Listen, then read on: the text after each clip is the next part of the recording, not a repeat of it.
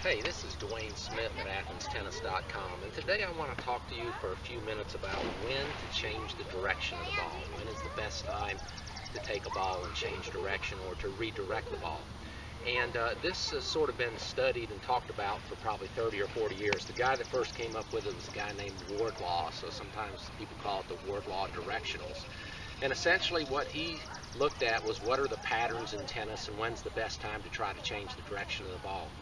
And we're going to talk about inside and outside shots. You basically should usually not change the direction on an outside ball, but you should probably change the direction on an inside ball. So it sort of takes the guesswork out of, is it a good time to try to change direction? If you look behind me, I've set up some tennis balls on the court that would represent the two shots that are coming in. And on the far side, I have a hopper that represents our opposing player in singles. I also have some cones set up over there as to where my target area would be on the return shot. Now notice the two balls that are coming through here.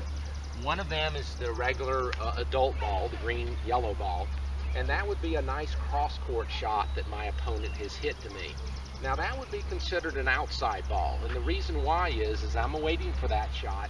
It started on my right-hand side, it crossed over my body, and it's now on my left-hand side. So that would be a shot that I would not want to redirect. I would try to take back to the location from which it was hit from. And the whole idea behind that is you want to make a 90-degree angle with the string face on your racket, and that has less margin, there's less margin of error there. So basically it'd be an easier shot to hit. So if I get the ball that crosses over my body from one side of my body to the other, that's considered an outside ball. In this case it would be a backhand. And my safest shot would be to hit that ball back cross court. So this ball's coming in, I'm going to hit it back cross court from which it came. I would not try to redirect that shot. That would be a difficult shot to hit. Now, in the second opportunity here, we have the kid balls, the orange balls, the multicolor balls, showing a shot that really wasn't hit very much cross court. And if I'm standing in the middle, I'm probably going to run around and hit a forehand on this shot. And when I do, the ball really hasn't crossed my body. It started on my right side and it remained on my right side. So that would be considered an inside shot. That would be an excellent time to redirect the ball, okay, change its direction. So it's coming in here, I would get that shot and I would take that shot down the line and redirect it. And of course my opponent would have to run a greater distance to get to that ball.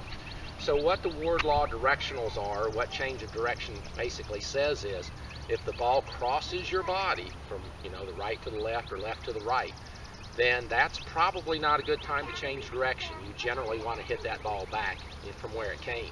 And you tend to see those cross-court rallies a lot. But if they hit the ball more down the middle and it really doesn't cross your body, that's considered an inside shot, and you have a much greater opportunity to change direction without making a mistake there, right? Now, if you watch the pros playing, you'll see a lot of the pros and a lot of the college teams, and sometimes a lot of the, juniors that have high rankings and stuff, they really kind of follow those directionals, and it sort of takes the guesswork out of when and where to hit the ball. So anytime you have an outside shot, you tend to hit it back from where it came. And anytime you have an inside shot, that's a good time to potentially redirect the ball. Now, that doesn't mean you have to redirect it or follow these rules 100% of the time. But if you do, your margin of error will be less and you'll be hitting a higher percentage shot, which of course is what you like to do. The other thing is it can help predict where your opponent might hit the ball. If they're kind of understanding and following the directionals, when you hit a shot back to them, again, if you hit an outside shot to them, you can expect it to probably come back in the same direction you hit it. But if you give them an inside ball, remember your opponent can turn the tables on you and do the same thing with you and redirect the ball. And even volleys and return of serves, you can kind of use this idea of inside and outside shots and should I redirect the ball or should I not. Dwayne Smith, AthensTennis.com. Get out there and hit some tennis balls.